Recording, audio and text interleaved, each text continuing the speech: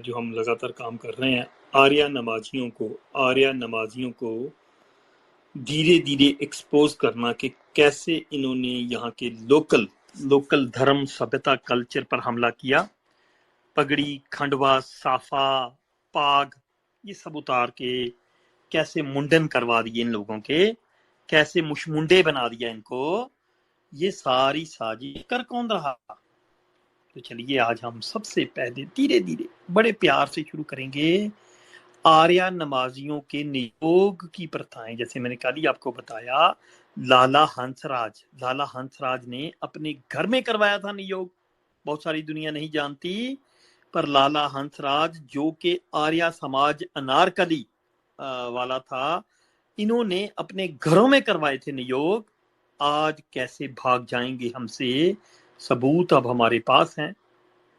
पर शुरू करते हैं सबसे पहले कि ये नियोग की प्रथा आ कहां से रही है। हम कल्चरली एडवांस कबीलाइयों, जठेरा, भातीजी, खेड़ा जी, ये सब पूजा करने वाले आखिर कब हम नियोग पूजने वाले बना लिए गए? हालांकि यहाँ पर लोकल धर्मों ने time to time counter revolution लाने की कोशिश की है। कैसे पर हमारे साथ ये छल हो गया, ये फरेब हो गया, उसकी मैं आपको एक छोटी सी एग्जांपल देता हूं। ब्राह्मण धर्म का अन्य अभिन्न अंग है नियोग। जैसे कल ही बताया, क्या है नियोग? नियोग ऐसी एक प्रथा है जिसमें कि जब औरत के बच्चा नहीं पैदा होता तो उसे अलग अलग मर्दों के साथ उसका हस्बैंड सुलाता है। जहां उसके हस्बैंड की मौत के बाद में उसका ससुराल वाला परिवार सुलाता है, चाहे उसे अपने देवर जेठ, चाहे अपने कजन भाई। औरत को अपने कजन भाई, मैंने कल बताया, पिंड, जिनका पिंड इकट्ठा है, जिनका गोत्र इकट्ठा है, अपने सगे भाई, जिसके बस उसे बच्चा पैदा करना है। एक ही कंडीशन है कि 2 से ज्यादा बच्चे एक से नहीं पैदा करने, फिर दूसरे किसी के पास जाना है। अगर उसने 10 बच्चे पैदा करने हैं तो 5 अलग अलग मर्दों के साथ सोना है। और उसमें ब्राह्मण को बार बार प्रेफरेंस दी है। चैप्टर 4 से साबित कर दूंगा मैं, आर्य नमाजियों के चैप्टर 4 सत्यार्थ प्रकार से साबित कर दूंगा कि अलग अलग मर्दों के साथ कैसे वो लोग उन्हें सुला रहे थे। आज वो भागेंगे, हम ऐसा नहीं कर रहे थे। तो भाई तुम्हारा धर्म है, अगर तुम अपना धर्म ही अच्छे से नहीं पुगा रहे थे तो पुगा क्या रहे थे फिर? बल्कि वहां पर तो लिखा हुआ है कि हंसराज जैसे, जो लाला हंसराज जैसे लोग थे, वो अपने घरों में भी करवा रहे थे ये सारा का सारा। But anyway, let's go to कहां से पैदा होता है या नियोग।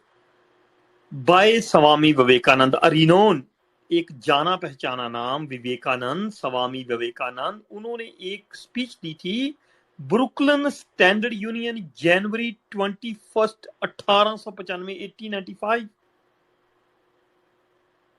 डॉक्टर जेम्स के बाद में प्रेसिडेंट जो थे एथिकल एसोसिएशन के, उनके बताने के बाद में, उनकी इंट्रोडक्शन के बाद में स्वामी जी ने भी इसका मेंशन किया है। मैं उससे रेफरेंस दूंगा जहां तो ये लोग कह दें कि स्वामी नहीं, वो स्वामी नहीं, कोई वो और था।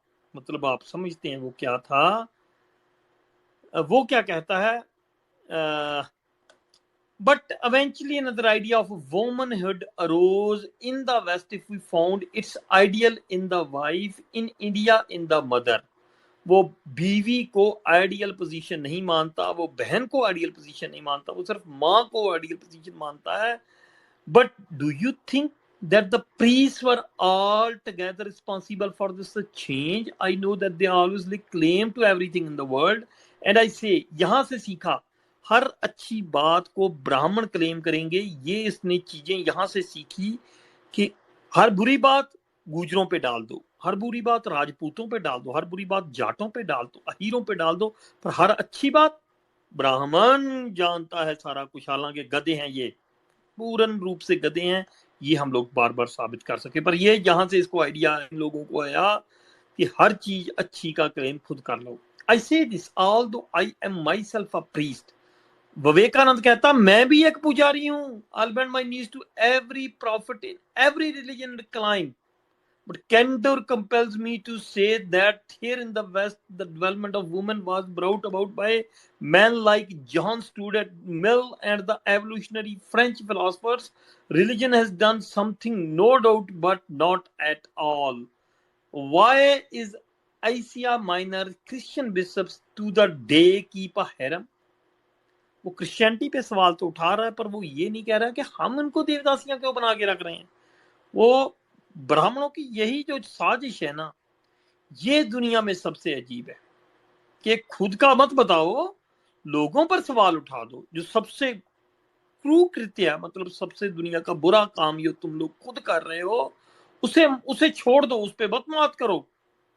बात करो तो दूसरों पे बात उठा दो। आगे वो कहता, इसी में आगे मैं भाइयों को फिर से बता दूं, ब्रुकलिन स्टैंडर्ड यूनियन जनवरी 21 1895 को विवेकानंद ये स्पीच देता है कि another cause was instrumental in bringing this about the change in the system of marriage, कि शादियों में हम अब चेंज लानी चाहिए हमें। ये सारा सारे प्रोग्रेसिव बन रहे थे, जाटो गुजरो, खासकर जाटो गधो, ऐसी चेंज लाओगे तुम कि तुम्हारी बीवी 5-5 बंदों के साथ सोती पड़े, तुम चटे पड़ जाओ। उधर फौजी गया है बेचारा जंग पे और बीवी इधर है मैदान में उतरी हुई है। ये धर्म कह रहा है आपका, भाई आप उस धर्म को मानते हो जो धर्म कह रहा है कि उसे मैदान में उतर जाना चाहिए। अब तुम जंग पे हो 5-6 साल के लिए, अब उसे मैदान में उतर जाना चाहिए। और सारे गांव को इमेजिन करिए कि ऐसे 20 फौजियों की पत्नियां गांव में उतरी हुई है मैदान में, थोड़ा सारा गांव तो सेटिस्फाई हो रहा है फिर। गधो, ये है तुम्हारा कल्चर, ये हमारा कल्चर है क्या? ये हमारा कल्चर। हमारे तो यहां पर औरत का पति मर जाए, वो सारी उम्र किसी की तरफ आंख उठा के नहीं देखती। सालो, ये हमारा कल्चर, इसको तुम धर्म कहे जा रहे हो कि पति उधर जंग में है, बीवी इधर मैदान में है।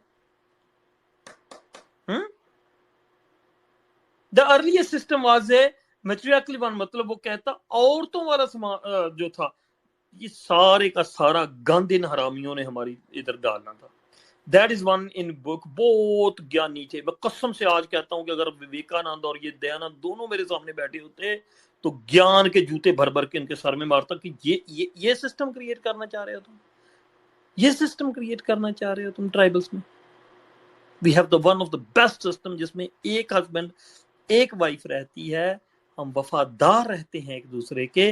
वो जो जंग में उधर गया हुआ है फौजी, अगर वो भी कहे कि मैं भी इधर जो पहाड़ों पे इधर उधर कोई औरतें फिर रही हूँ, मैं भी उनको बस खेला खाली करता रहूं, तो मतलब शादी करने का क्या फर्क पड़ता है? फिर शादी करनी ही क्यों है तुम लोगों ने, गधो? अगर ऐसा ही ईकम जी का करना है तो फिर शादी करने की क्या जरूरत है तुम लोगों को? हमने इस खित्ते को सबसे बढ़िया सिस्टम दिया है कि वफादारी का, पर इन गद्दारों को, आम जनमानस के गद्दार, धरती के गद्दार, उस खित्ते के गद्दार, उस भाषा के गद्दारों को क्या समझ आएगी कि वफादारी कहते किस चीज को है? जिन्होंने हर अलेक्जेंडर से लेके मोहम्मद बिन कासिम से लेके गौरी गजनी, एक के बाद एक जो अंग्रेज जो भी यहाँ पर हमलावर आया उसके साथ रातें गुजारी हो, वो तो डेफिनेटली उनको पता ही नहीं होगा वफादारी कहते किसको। वो क्यों बताएंगे वफादारी किसे कहते? और ऐसा सिस्टम क्यों लाना चाहेंगे कि लोग एक दूसरे से वफादारी करें? आगे वो कहता है, this led to the curious system of polyandrous. Polyandrous का मतलब होता है जहां पर एक बीवी 5 पति। अब जानते हैं उस कहानी को, मैं अब नहीं यहां पर कहूंगा, मनरूप जी आप बिल्कुल जानते हैं उस कहानी को। एक पति और 5, एक पत्नी और 5 पति। Where 5 and 6 brothers often married one wife. Even the Vedas contain a trace of it in the provision. ये मैं नहीं कह रहा है, विवेकानंद महान ब्राह्मणों का वो कह रहा है कि हमारे तो यहाँ आम ही रहा है कि एक औरत फिर 5-5 भाई उस पे, पटड़े। मुझे जाटों और गुजरों से सवाल है कि तुम्हारा कल्चर ऐसा है कि जहाँ एक, हमारे तो भाभी जो होती है वो बहन के समान होती है, बड़ी माँ के समान होती है। मैंने खुद अपने बुजुर्गों से सुना है कि मेरी भैया और भाभी की उम्र बड़ी थी, वो मेरा जूड़ा किया करते थे, मेरे सिर पे खंडवा पगड़ी साफा सजाया करते थे। मैंने तो नहीं उनकी बातों में कभी ऐसा महसूस किया कि उन्हें ऐसा लगता चलो ये भी बीबी है, ये पार्ट टाइम बीबी है, वो दूसरी बाद में लाएंगे। हैं? ये हमारा कल्चर जो ये लिख रहा है इधर कि the polyanders, where 5 and 6 brothers often married one wife, even the Vedas contain the trace of this provision. Then that when a man died about leaving any child, his widow was permitted to live with another one. भाई हमारे तो हफ्ते के बाद चद्दर चढ़ा देते हैं उसके ऊपर, सर पे साफा रख देते, कुछ भी कर देते हैं, चूड़ा चढ़ा, कुछ कर देते हैं उस लड़की को, उसको मालकिन बना देते हैं, उसे यूज करने के लिए नहीं रख लेते कि अब चल ठीक है तेरे पास बच्चा नहीं हुआ, शादी तो नहीं है तेरे साथ करेंगे पर तेरे से बच्चा एक आध तेरे को बना देते हैं। ये कहाँ का गंदा कल्चर की बात कर रहे हैं थाईलैंडिया? ये पंजाब भारत का कल्चर है? ये पंजाब हरियाणा राजस्थान वेस्टर्न यूपी का कल्चर है? ये जाटों का, गुजरों का, अहीरों का, सैनियों का, तरखानों का, तेलियों का, चमारों का, लोहारों का, इनका कल्चर है ये कि बीवी के बच्चा नहीं हो रहा तो चलो अब देवर को ऊपर चढ़ा दो और एक बच्चा इसको भी पैदा करके दे दो। भाई हमारे यहाँ पर चद्दर चढ़ाते हैं, हमारे यहाँ पर चूड़ा चढ़ाते हैं, हमारे यहाँ पर उसके सर पे रखते हैं। मैंने खुद ये केस देखा है, ये मेरे जीवन में एक मैंने केस देखा है कि भाई खुद अमेरिका में था, उसका बड़ा भाई वहां पर पूरा हो गया, मौत होगी उसकी, वो यहाँ से गया, हालांकि वो अपनी भाभी से कम 4 साल छोटा था। उसने कहा कि मैं अपनी भाभी को ऐसे नहीं हम लोग अपने परिवार की इज्जत को ऐसे नहीं जाने देंगे। That guy was in US, और यूएस में था। मैंने खुद यह केस देखा है अपने पड़ोस के गांव में, बहुत बड़ा केस हुआ था कि उस लड़के की अचानक, यंग लड़का था, उसकी मौत हो गई, उसका भाई खुद यूएस से गया, उसने कहा कि नहीं हम मेरी भाभी है, हालांकि उसके बच्चे भी थे 2, उसने कहा हम अपनी भाभी को ऐसे नहीं सड़कों पे नहीं आने दे सकते, और ये लिख रहा है कि ऐसे ही सड़कों पे आ जाना चाहिए, बस देवर को उसके ऊपर चढ़ना चाहिए, 1-2 बच्चे उसके भी बना देने चाहिए, खुद कहीं और शादी कर लेनी चाहिए। यार अजीब बात है, किसके कल्चर की बातें कर रहे हो ये तुम लोग? मैं कहता हूँ नीचे से कोई हरियाणा, पंजाब, यूपी, राजस्थान का दूसरा तीसरा जाट मेरे सामने आए और बताए ये कल्चर है तुम लोगों का, ये कल्चर है हमारा कि देवर चढ़ जाए भाभी अपनी के ऊपर और उससे 2-3 बच्चे निकाल दिए और फिर कहीं शादी, और ये कल्चर है हमारा? जो हम लाते हैं घर पे, उसे हम अपनी इज्जत समझ के विवाह के लाते हैं कि उस पे चढ़ने के लिए लेके आते हैं उस पर। ये तो मैं कहता हूं वेस्ट से भी गंदा कल्चर है तुम लोगों का, वेस्ट से भी गंदा कल्चर है। वेस्ट में भी ऐसे देवर भाभी के ऊपर नहीं चढ़ रहा होता, गधो।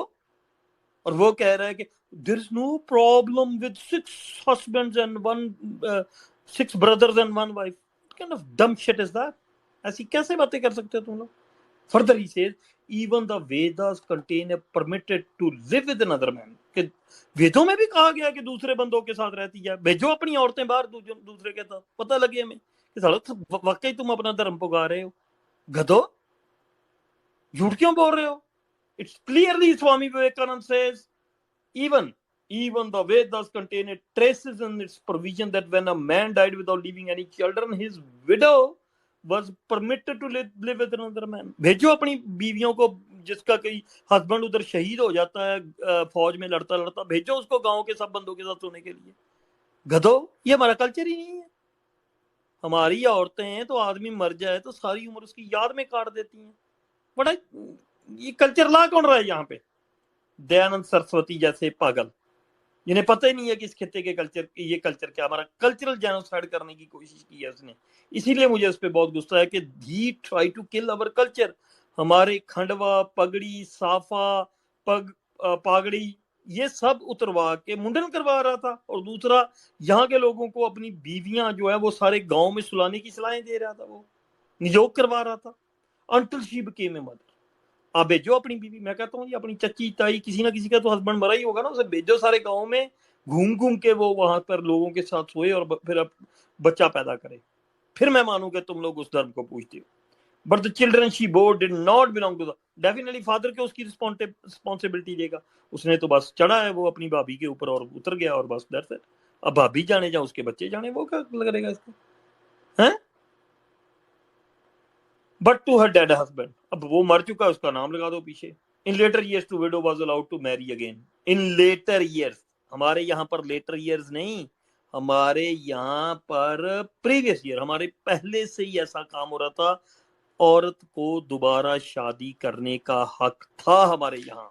हमारे नहीं था यह नियोग का गंदा सिस्टम, जिसपे पूरे का पूरा चैप्टर 4 वो पखंडी साधु नांगर साध थाईलैंडी बिना बाल वाला, वो लिख के जाटों को दे गया कि तुम लोग अपनी बहन बेटियों के ऊपर चढ़ाओ, गांव के सभी लोग बनाओ 10-10 बच्चे, 5-5 बंदे अपनी बहन बेटी। किसने चढ़वाई है यहाँ पे सिवाय वो लाला हंसराज के? हंसराज ने चढ़वाई है अपने घर में, उसकी वो एक बहू थी, उस पर चढ़ाई थी 3 बंदे।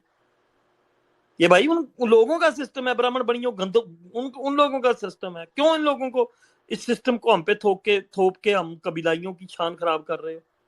हमारी औरतें इतनी भी नहीं है कि भाई वो अपने गोद लिए के पुत्र के साथ ना जीवन काट सके, कि उसे हर तीसरे चौथे बंदे को अपने ऊपर चढ़ाना ही चढ़ाना और as a baby producing machine बनना है। हमारा तो कल्चर ही नहीं है। हमारे में जिस औरत के बच्चा नहीं होता, हमारी सहानुभूति ज्यादा होती है उसके साथ। हम उसे कभी भी as a baby making machine कभी भी ट्रीट नहीं करते। और ये आर्य नवाजी हमें बताएंगे कि कल्चर क्या था और क्या होगा जहां इस खित्ते का सबसे पहले। अगर नहीं वो आर्य नवाजी यहाँ आता, ये तो बुराई है। खुद लाला हंसराज लिख रहा है कि हम बताएंगे नहीं लोगों को कोई नियोग चल रहा है ऐसे।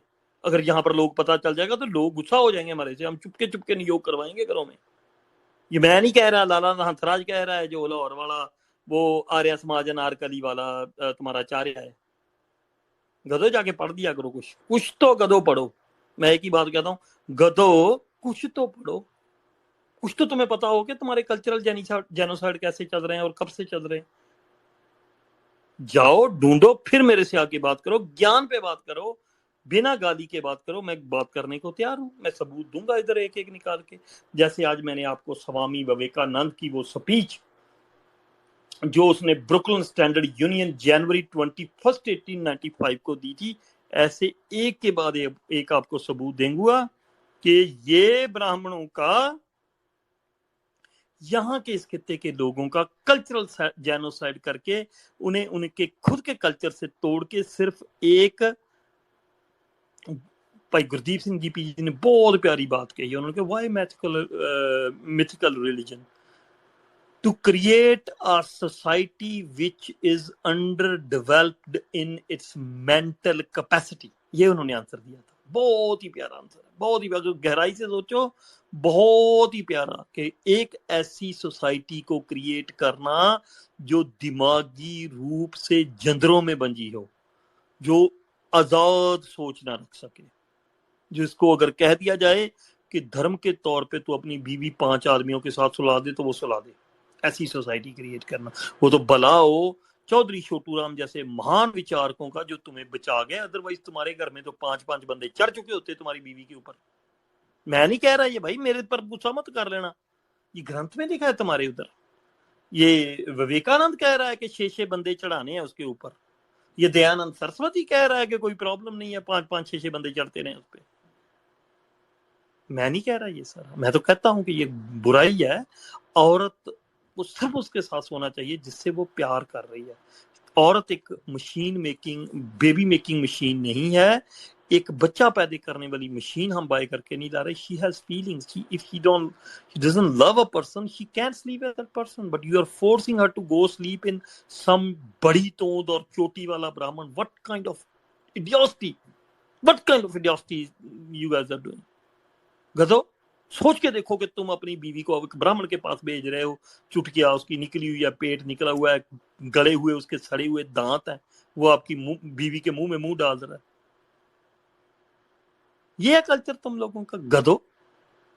और फिर से मैं कहता हूं बड़े प्यार से, मैं जितनी भी बात करूंगा प्रमाणों के साथ हम बात करेंगे। जब मैंने पूरा प्रमाण आपको दे दिया, go read the statement given by Vivekananda, Brooklyn Standard Union January 21, 1895 में जो उसने नियोग प्रथा पे ये सारा लेक्चर दिया, उसको पढ़ो। फिर दयानंद सरस्वती ने जो चुतियार्थ प्रकाश में 4था चैप्टर लिखा, उसको पढ़ो। ये तुम्हारा कल्चर ही नहीं है गधो, मैं फिर से पीटता हूं, ये कल्चर ही नहीं है तुम्हारा। तुम उस दर में कैसे जा सकते हो जिस दर में ये दिखाओ कि अपनी बीवी पे 5-5 बंदे चढ़ा दो? ये तुम्हारा कल्चर ही नहीं है। कबीलाइयों, सैनियों, गुजरो, चमारो, जाटो, अहीरो, लुबानो, तरखानो, तेलियो, लोहारो, ये तुम्हारा कल्चर है? ये मुझे एक भी बंदा सारे जिनके मैंने नाम लिए समाज के, मीणा गौंड बीर, खड़ा होके हाथ खड़ा करके कह दे कि मैं अपनी बीवी पे 5 बंदे चढ़ा दूंगा, मैं ऐसे मान जाऊंगा कि वो ब्राह्मणों का मानसिक गुलाम हिंदू है। खुल के कहे कि मैं गर्व से कहता हूं मैं हिंदू हूं, मैं अपनी बीवी पे 5 बंदे चढ़ाने के लिए तैयार हूं। विवेकानंद कह रहा है, विवेकानंद कह रहा है, दयानंद सरस्वती कह रहा है, वो ब्राह्मण थाईलैंडी के सारे कह रहे हैं कि हम ऐसा करते हैं। मैं खुद से थोड़ी कह रहा हूं, मैंने तुम्हें पढ़ के बताई है स्पीच। और चतुर्थी प्रकाश का चौथा चैप्टर तो आज मैं 8 दिन चलाऊंगा। अब मुझे तुम बताओ, अगर तुम्हें शर्म आ रही है ऊपर आने में यहाँ पर, तो इसका मतलब है वो तुम्हारा धर्म नहीं है। अगर तुम्हारा धर्म होता तो फिर गर्व से आके यहाँ पर मेरे पे हाथ खड़ा करके कहते कि हाँ भाई, हम गर्व से कहते हैं कि हम ब्राह्मण के माल से गुलाम है, हम चढ़ाएंगे अपने 4 भाई अपनी बीवी के ऊपर। ऐसा गर्व से कहते तुम तो। आपको पता है कि वो आपका धर्म है नहीं। सारा कहानियों में जीने का जो आदत होता है वो कई बार बंदे को तंग कर जाता है, फिर वो उसमें होता है। पर मैं जो कह रहा हूँ वो सबूतों के साथ है। मैं नहीं कह रहा ये तुम्हारे महर्षि वेदों में, विवेकानंद से ज्यादा वेद कौन जानता है? गधो, तुम में से कोई जानता नहीं। तुम्हें ना वो लैंग्वेज आती है, ना वो तुम्हारी लैंग्वेज है, ना तुम्हारा को लेना ना देना। वैसे भी गधों को अब वहां पर महर्षि तो कोई बनाएगा नहीं, उनका तो काम है गुलामी करना। तो मेरी हाथ जोड़ के बेनती है, जहां तो आ जाओ ऊपर, और जहां फिर बंदे के पुत्र बन जाओ। इस खित्ते के लोगों का कल्चर खराब करना बंद कर दो। चुपचाप अपने बुजुर्गों के धर्म में लौट आओ। नहीं तो ये गंदगी फैलाना यहाँ पे बंद कर दो, नहीं तो फिर मेरे पास ऊपर आ जाओ, इधर आ जाओ मेरे पास। किसी और को उठाया नहीं जाएगा। जैसे ही ऊपर आओगे दुआबा जी आपको कोस्ट बना देंगे, मैं स्पीकर ही बैठा रहूंगा। मैं वो सवाल आपसे पूछूंगा जो आपके सर्टिफाइड ग्रंथों में दयानंद सरस्वती ए मूलशंकर तिवारी द गुजराती ब्राह्मण थाईलैंडी लिख के गया है। मैं इधर उधर के ग्रंथ नहीं कि लोगों ने क्या कहा। इधर लिखा हुआ है कि जी वो जो जुल्फा पी के उल्टा लेट जाया करता था और जाट उसके साथ आके लेट जाया करते थे, मैं उन पे नहीं जाऊंगा, बिल्कुल नहीं जाऊंगा, क्योंकि वो लोगों ने कहानियां लिखी हैं, मैं उनको वैलिड नहीं समझता। मैं तो वो कहूंगा जो खुद दयानंद सरस्वती ने लिखा है। ऐसी उल्टी पुल्टी कहानियां अंग्रेजों ने लिखी, उसने लिखी कि जी दयानंद सरस्वती को नंगे सोने का शौक था, ये वो, उन पे नहीं मैं जाऊंगा। मैं वो बंदा नहीं हूं कि इधर उधर की कहानियों पे जाऊं। मैं तो सीधा दयानंद सरस्वती ने जो खुद लिखा है उस पे जाऊंगा, उसको वैलिड मानूंगा। ऐसे तो बहुत कुछ दयानंद के बारे में लिखा हुआ है इधर उधर कहानियों में कि जी वो उसकी माँ का करेक्टर खराब था इसलिए वो भाग गया होगा, ये वो मैं उन पे नहीं जाऊंगा, बिल्कुल नहीं जाऊंगा। उस पे हम लोग चर्चा करेंगे जो दयानंद खुद अपने कर कमलों, मतलब अपने हाथों से लिख के गया है कि आपकी बीवी पे 4 बंदे चढ़ने चाहिए। मैं तो उस पे बात करूंगा सीधी सीधी, चतुर्थी प्रकाश पे बात करूंगा, जो वो खुद 2 उसके वर्जन लिख के गया है, वो दोनों मेरे पास पड़े हुए हैं, उन दोनों पे बात करेंगे हम लोग। एक तरफ वो यहाँ के लोकल लोगों को गालियां दे रहा है, कबीर साहब को गालियां दे रहा है, दादू महाराज को गालियां दे रहा है, गुरु नानक साहब के बारे में बुरा बोल रहा है। दूसरी तरफ वो आर्या नवाजी मोहम्मद साहब कर रहा है। या तो फिर हिम्मत होती तो मोहम्मद को भी वैसे ही कहता जैसे हम लोग कहते। फिर जैसे उसने गुरु नानक साहब के बारे में बोला, कबीर महाराज के बारे में बोला, दादू महाराज, उसी लैंग्वेज में वो मोहम्मद को भी ट्रीट करता भी, यार मोहम्मद ये गलती है। वहां पर वो मोहम्मद साहब चैप्टर 14 में मोहम्मद साहब आर्या नवाजी हो गधो। मुझे तो कई बार शक लगता है कि साले सनातनी है ही नहीं ये। जितना क्रिटिक उसने लिखा उतना तो इस्लाम के जो अपना जो ब्यास के पास जो शहर पड़ता है, क्या नाम है उसका, रैया आगे क्या है, वहां पर जो पैदा हुआ था वो अपना मोहम्मद का 15वां अवतार, उसने उतना लिख छोड़ा, उससे ज्यादा लिख छोड़ा है। ये तो इंटरनल कटीक लिख छोड़ा उसने इस्लाम का, बाहरी कटीक तो लिखा ही नहीं उसने। आप पढ़िए चल के 14 चैप्टर, आपको पता चल जाएगा। जब भी वो यहाँ के लोकल महापुरुषों की बात करता है तो उसकी टोन बिल्कुल डिफरेंट है, बिल्कुल ऐसे बोल रहा है जैसे वो उनको गालियां दे रहा हो। पर जब भी वो मोहम्मद की बात कर रहा है तो वो मोहम्मद साहब कर रहा है, और उनपे समीक्षा कर रहा है, क्रिटिक कर रहा है, ना कि उन्हें बुरा भला बोल रहा है। ये मुझे बहुत और लगा कि एक तरफ वो सनातन की बातें कर रहा है ये वो, और दूसरी तरफ वो प्रचार कर रहा है जो जाकर नायक कर रहा है। अगर आप ध्यान से स्टडी करें तो आपको जाकर नायक और दयानंद सरस्वती के प्रचार में फर्क जो है वो सिर्फ भाषा का लगेगा और कुछ भी नहीं। आपको समझ आ जाएगी कि ये गधा जो है, ये ब्राह्मण जो है, ये गंजा ब्राह्मण भी टोपी पहने हुए हैं। तो चलिए मैं इसके साथ आपसे लोगों से लेता हूं इजाजत। अब किसी को भी मेरे से बात करनी होगी दूसरी तरफ आ जाएं, क्वेश्चन आंसर करेंगे। आज हम विवेकानंद का जो ब्रुकलिन यूनियन में दिया हुआ वो लेक्चर है उस पर चर्चा करेंगे कि क्या आप भी गर्व से कहेंगे कि गर्व से कहना है कि हम, जैसे विवेकानंद का अर्थ करता था, गर्व से कहो हम हिंदू हैं, तो भाई गर्व से कहो कि हम अपनी बीवी पे 5 बंदे भी चढ़ा रहे हैं। मैं नहीं कह रहा, ये मैं नहीं कह रहा भाई, मैं नहीं कह रहा, मेरे पर पीछे मत मर जाना। ये विवेकानंद कह रहा है कि हमारे यहाँ का कल्चर है कि बीवी पे 5 बंदे चढ़ाना। तो आ जाइए फिर उधर दूसरी तरफ करते हैं सवाल जवाब, और चढ़ा के दिखाइए फिर मुझे कि किस किस का आपके दादा परदादा ने चढ़ाए, फिर मान लेंगे कि आप गर्व से कहने वाली हैं। तो लीजिए दीजिए फिर मुझे इजाजत। बात करेंगे सत्या की, बात करेंगे सबूतों के साथ, इधर उधर की कोई ना फेंके, सीधा आके मेरे पे जिसने भी डिबेट करनी हो वो सत्या सबूतों के साथ सोर्स कोड से करें। ऐसा नहीं कि फलां किताब में ऐसा लिखा है, इधर नहीं, मैं नहीं। जो दयानंद ने खुद के मुख से बोला है, जो विवेकानंद के खुद के मुख से बोला, मैं उस पर चर्चा करूंगा। मैं नहीं कहूंगा कि भाई विवेकानंद एक भिखारी था, उसके कुत्ते पीछे पड़ गए, ये वो नहीं। मैं किसी और ने लिखा होगा।